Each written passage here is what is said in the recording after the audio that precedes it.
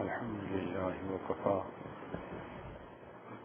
وسلام على عباده الذين اصطفى أما بعد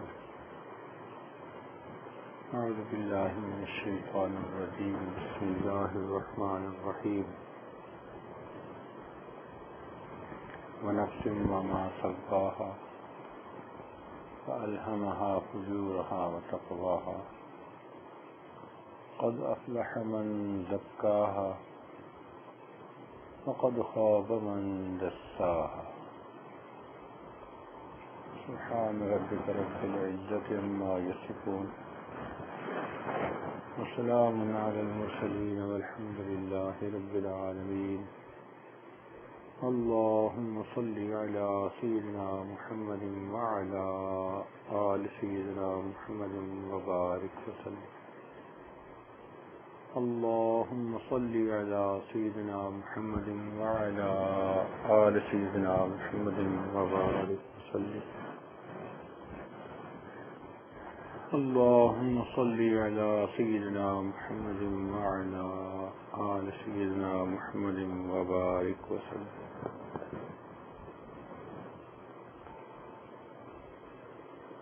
Allah subhanahu wa ta'ala bestowed every human being with three bounties. Number one is the heart of the person.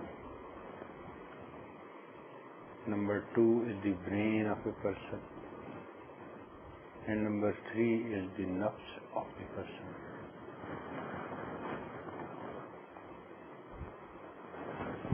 Heart is the source of feelings. Feelings of love and hatred. Feeling of braveness or cowardice. All these feelings, they come from the heart.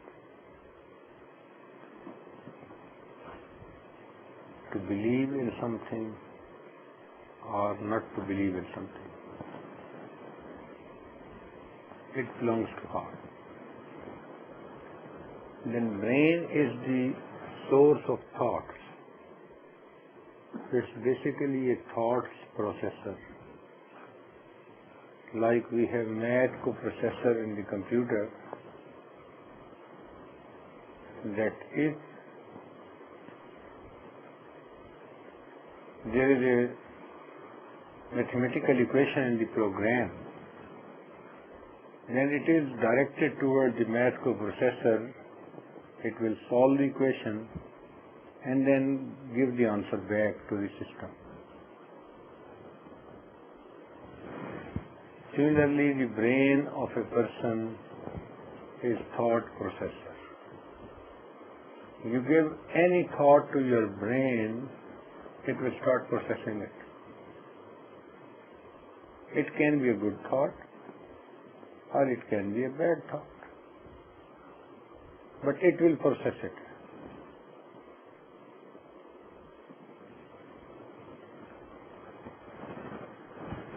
Then the nafs of the person is the source of wishes.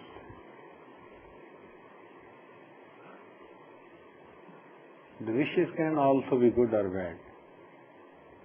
For example, I should become muttaqi is a good wish. And people should feel I am great. It is a bad wish.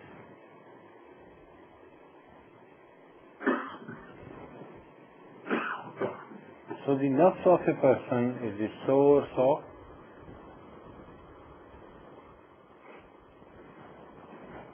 wishes. Out of these three, the base is the heart. Because whatever are the emotions, they decide what is the personality of a person. If the emotions are good, it's a good personality. If the emotions are bad, it's a bad person. That's why the Prophet ﷺ, when they came in the world, they work on the hearts of the human beings. They change the heart. Because once you change the heart and you get good feelings and good emotions, then everything changes.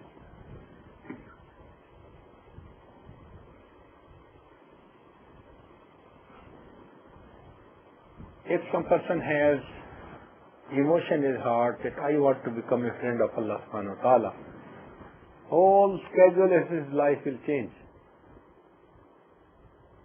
His thoughts will be changed, his wishes will be changed,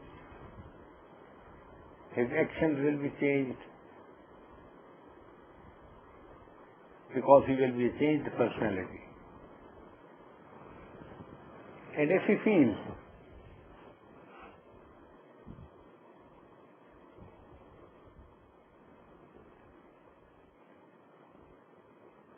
so if he believes in Allah subhanahu wa ta'ala,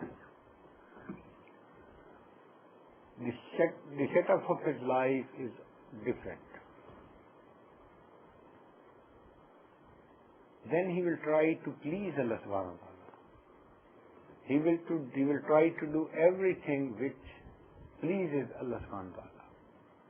He will refrain from all those things with which Allah subhanahu wa ta'ala is displeased, is not pleased.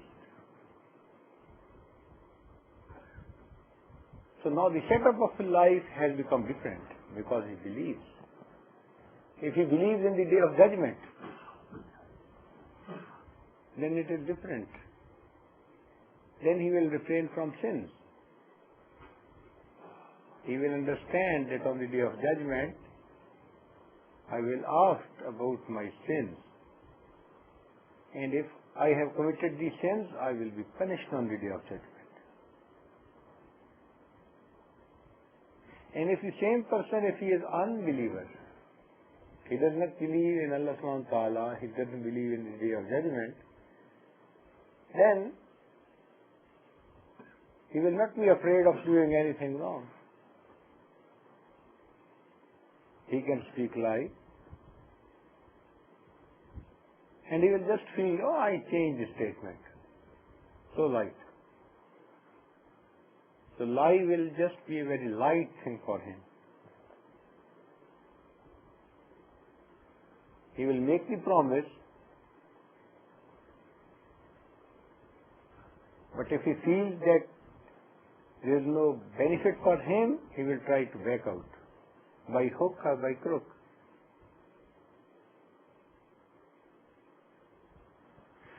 How we can change our hearts and put a firm belief in that is a big question of the day. Every one of us wants to be a good person, but practically very few of us succeed. In most of the actions of our life, we try to practice the sunnah of Rasulullah. But in some, we don't do that. We try to do the things according to our own wishes. That's the problem. Islam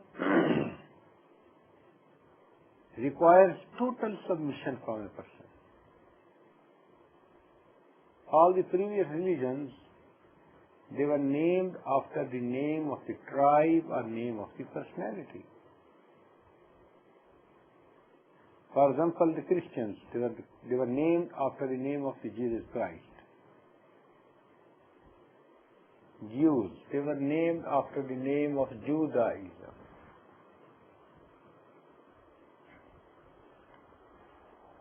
Similarly, Buddhism, it was named after the name of Buddha. But Islam, it is not the name of some person or some place. It enjoys different meanings. Its means are peace, total submission. Someone asked from Rasulullah sallallahu alaihi wasallam that, who is Muslim? Then he replied that al-Muslimu man salim al-Muslimuna min lisanihi wa yadihi. That a Muslim is he by whose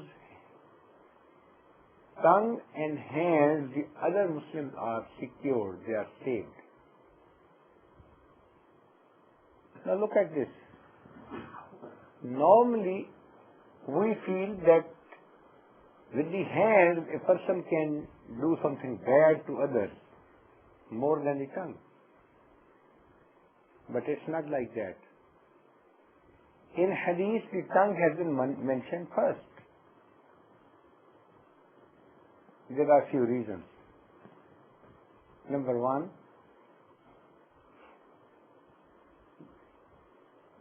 that whatever wound you give to someone with your hand, it can be healed. But what wound you give someone with your tongue can sometimes never be healed.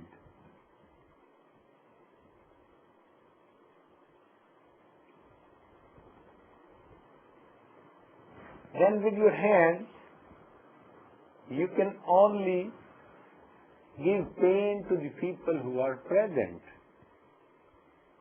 Whereas with your tongue, you can give pain to the people who have already led their lives, to your predecessors, and also to the people who will come in the future. And those persons who are not present there, still with your tongue, you can give pains to those people. You can backbite. You can hurt them. With the hands, you can hurt those people who are in front of you. So because the pains by the tongue are much more than the pains of the hand, that's why it has been described first.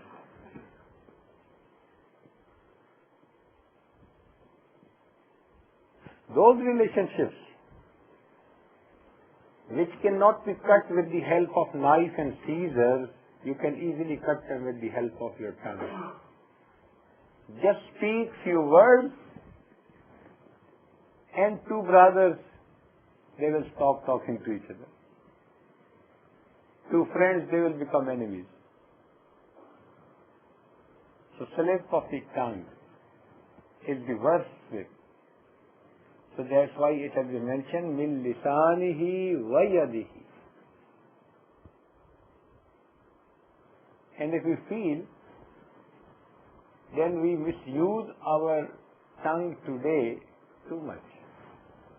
For example, wherever we sit down, we start talking about the third person who is not present. Now, to speak about the third person who is not present is called backbiting. And backbiting, as it is the word, to bite at the back. That the person is not present. And you are saying something which is unwanted, undesirable, which he does not like. Now, Sahaba radiallahu ta'ala anhu, they asked Rasulullah sallallahu alaihi wasallam that if we speak truth, then Rasulullah replied that if you speak truth, then it is backbiting. And if you speak lie, then it is buhtan.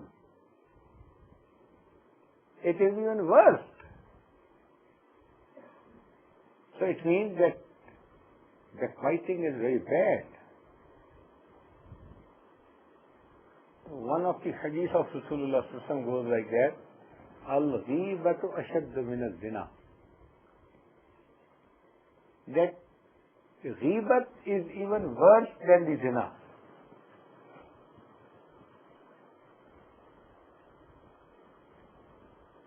So we should refrain from this. And ghibat is the right of the human beings. If someone has done, then even if he asks forgiveness from Allah subhanahu wa ta'ala, this sin will not be forgiven until and unless he asks forgiveness from that person. Now the situation has become complicated. It's very easy to backbite someone, but it's very difficult to ask forgiveness. Try to talk to someone, please forgive me, and then listen what he replies. Allah forgives the human beings, but the human beings, they don't forgive each other.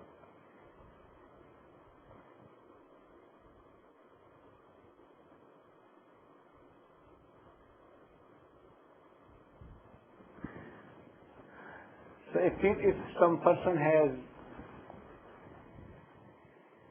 made backbiting, then on the day of judgment, the person about whom he talked, he will be given the authorization to take his good amal in return of that. Now on the day of judgment, when everyone will require good amal, and each single good amal will have its value, and the person will be given the choice, so what do you think? Will he be satisfied by small amount of good amal? When he is in dire need of good amal, he will not be satisfied with a small. He will try to have too much. You know, even in this world, if some person, he gets the chance to sue someone, then what the amount he claims, in hundreds, in thousands, no, in millions.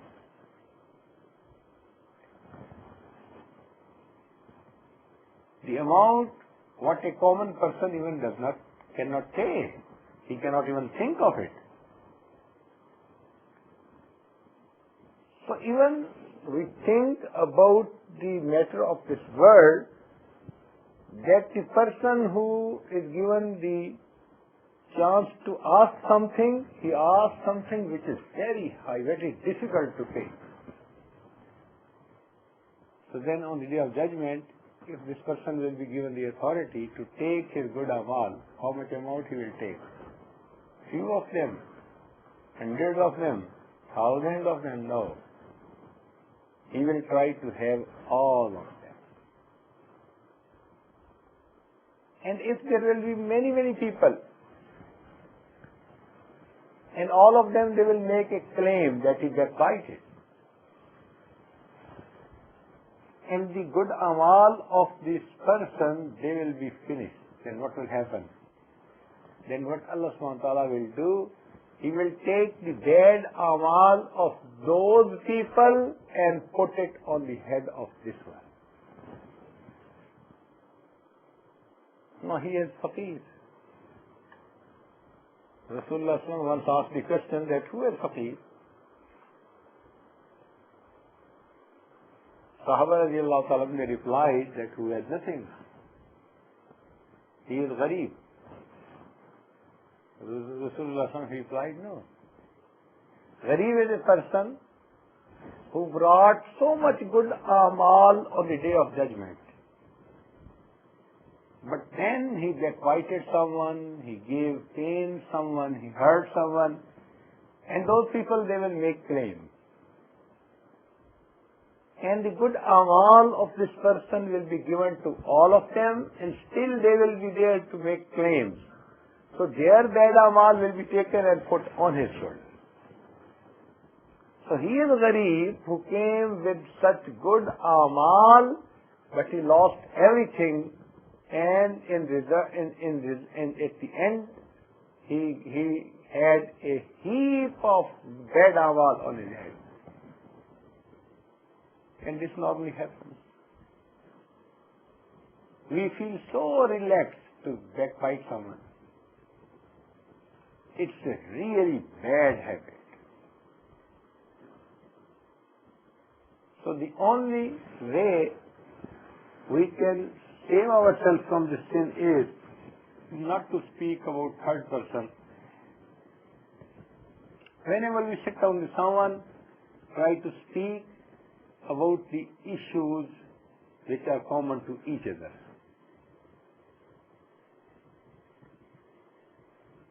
In which you don't have to describe about the third person. Try to avoid it. Don't try to give easy comments. Normally, we make loose talk about the third person. And that becomes backbiting. It's very common these days. So because this is a big sin, kabira guna, so we should try to save ourselves from people.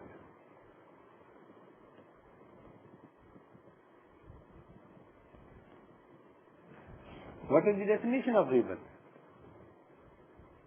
That you say something about some person which is true, but if you say the same thing in front of that person, then he will dislike it. So it is called ghibah.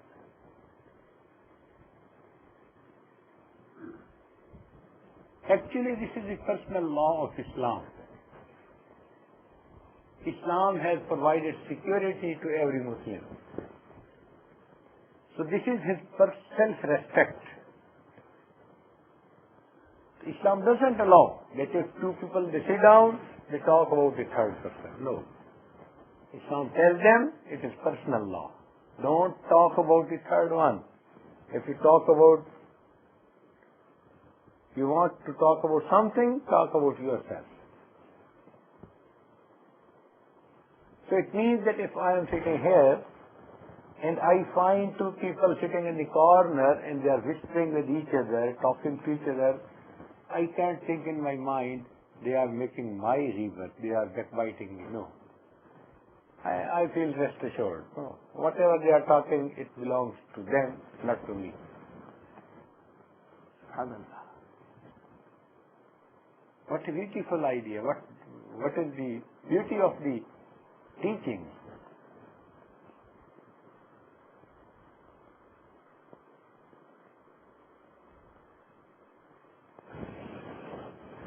Sometimes we make ghibah of the Jama'at. Collective ghibah. Fuqaha they have described. For example, we make comments about the Muslims.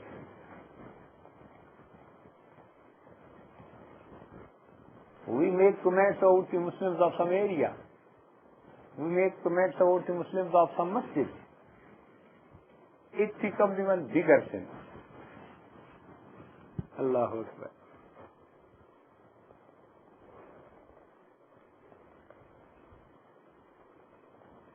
So we are duty bound to see and analyze what we are speaking.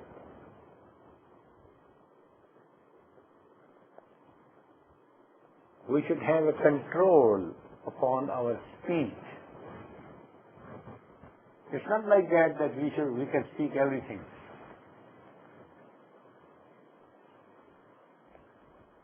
If it is like that, then every day the people will be fighting with each other.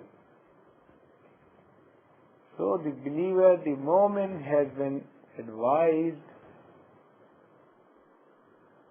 to speak good things and to refrain from bad things. The tongue is the bounty of Allah subhanahu wa ta'ala. We should try to say good things. It's not for backbiting. It's for the recitation of Quran. It's for speaking truth. It's to invite others to the path of Allah subhanahu wa ta'ala. That is the proper use of our tongue.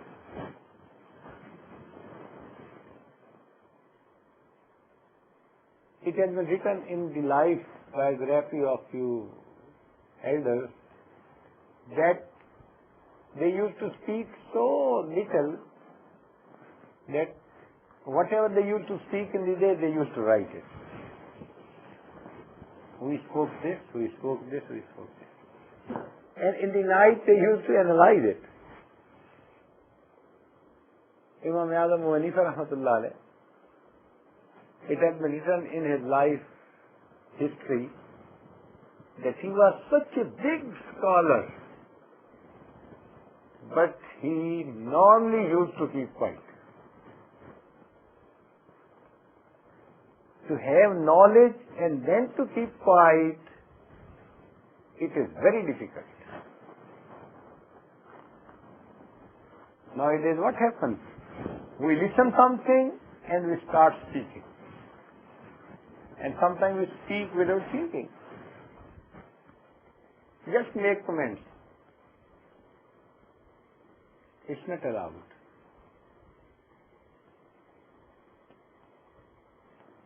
So we should discipline ourselves in this respect, and we should try to avoid backbiting.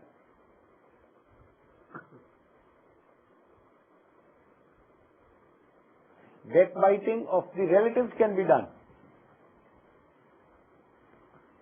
For example, husband and wife, parents and children, brother and brother.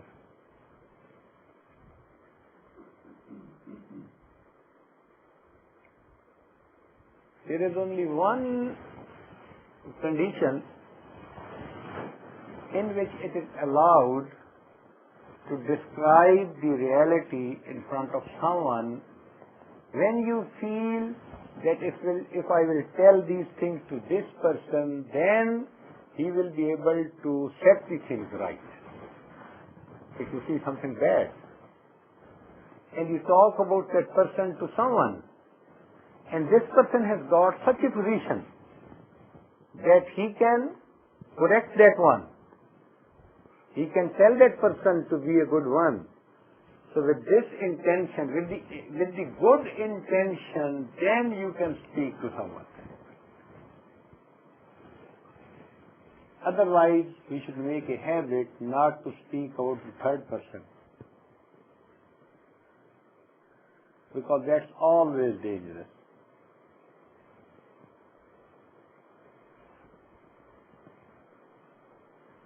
Once a woman came to the house of Rasulullah sallallahu alaihi wasallam, and she was very short in her height, dwarf. So Aisha Siddiqa radiallahu ta'ala anha, she spoke about that woman to Rasulullah sallallahu alaihi wasallam, and then she just made a sign that woman like this, short-heighted. Then Rasulullah told her that, Aisha, you uttered some words from your mouth. They are so bitter that if these words are put in the ocean, that the whole water of the ocean will become bitter.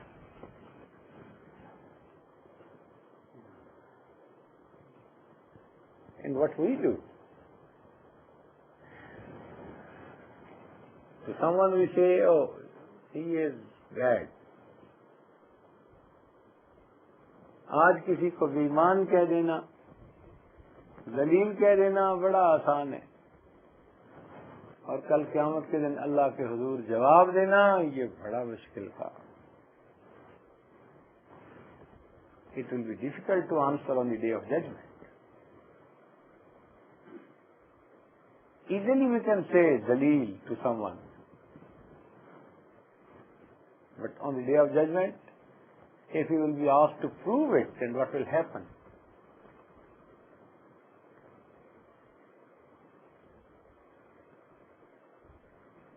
So there are two basic things. Rasulullah said that if you guarantee me that you do not commit sins with them, those organs of the body, I guarantee you a house in the paradise. Ma bayna lahyayhi wa ma bayna rijlayhi. Whatever is in your mouth is tongue, and about your private parts. if you guarantee me that you will not misuse these two things, I guarantee that you will get a house in the paradise. How easy it is.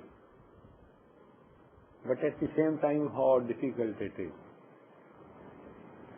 It means that mostly we either commit sins with our tongue or with our private parts.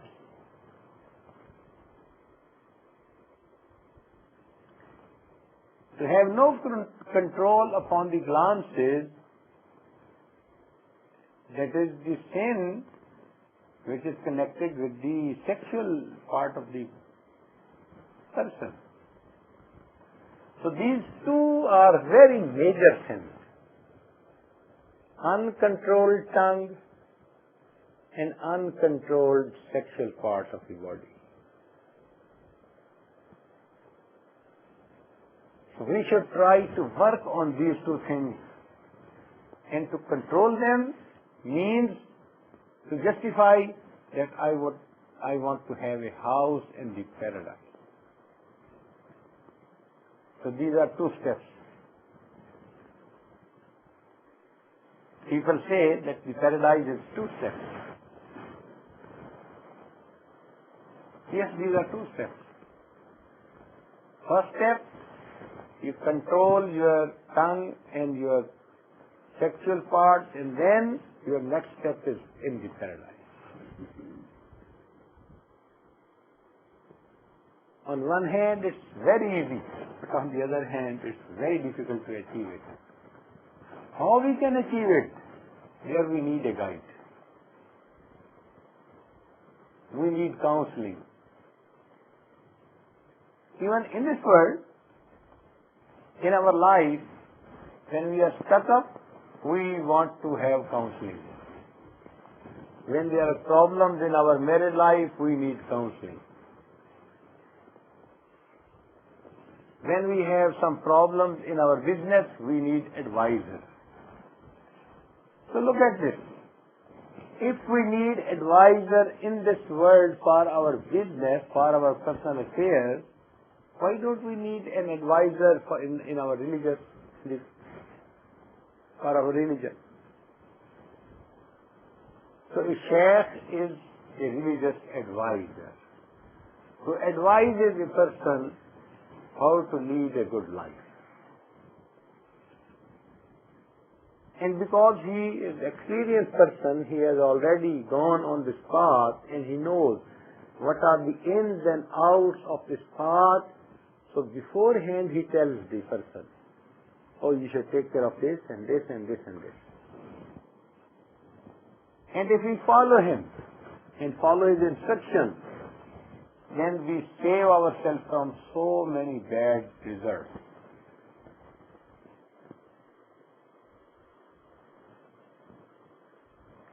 That is called to lead life under the supervision of some shaykh. Now, very simple example, that if you want to go to some destination, you have never gone, and you get directions from the internet, and you try to go. So, it will take a long time to go there. You will have to stay at different places and ask people, where I have to go. Should I go this way or that way? And if the person in the way, he is going to misguide you, then you are in trouble. Maybe you have to take the right turn and he tells you to take the left turn. You have to go in the north direction, you will be going in the south direction. You will not be able to reach your destination. That is the condition of a person who leads his life on his own. Although he wants to lead his life according to the teachings of Quran and Hadith, but still he has no guide. And if he wants to go, then shaitan is a person in the way who is going to misguide him. He has to take right turn. Shaitan will tell him to take the left turn. He has to go to the west direction, for example. Then Shaitan will tell him to go to the east direction. The other situation is that you want to go to the house of some person, and the person is with you, or his friend is with you, who knows where is the house. He sits on the front seat of the car, and he tells you, okay, you start your car, and then let's go. Now take left turn, take right turn, go straight. Now stop here. Now do this and do this. Now you are relaxed. You will be driving, and in the shortest possible time, he will tell you, we have reached our destination. What's the big difference in these two conditions? Same as the difference in which we have a shaykh in our life, or we don't have a shaykh in our life.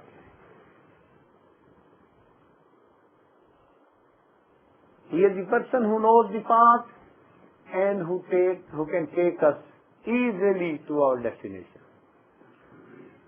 And he will tell you beforehand, oh, you are going on high speed, please reduce your speed, the road is bumpy.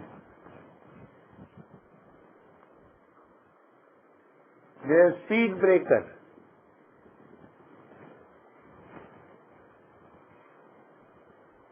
The road is slippery.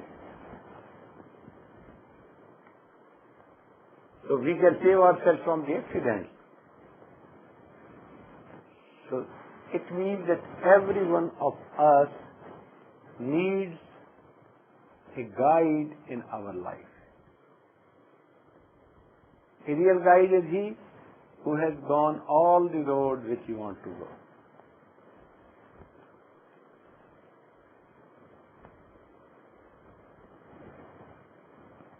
If you look at the life of our ancestors,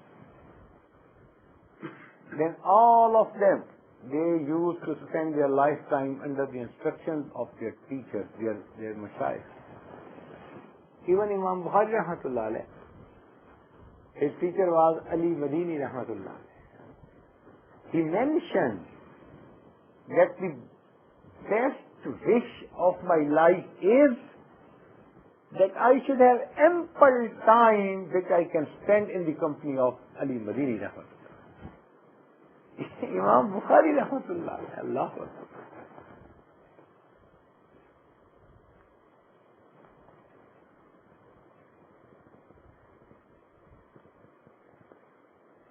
So may Allah subhanahu wa ta'ala give us the tawfiq to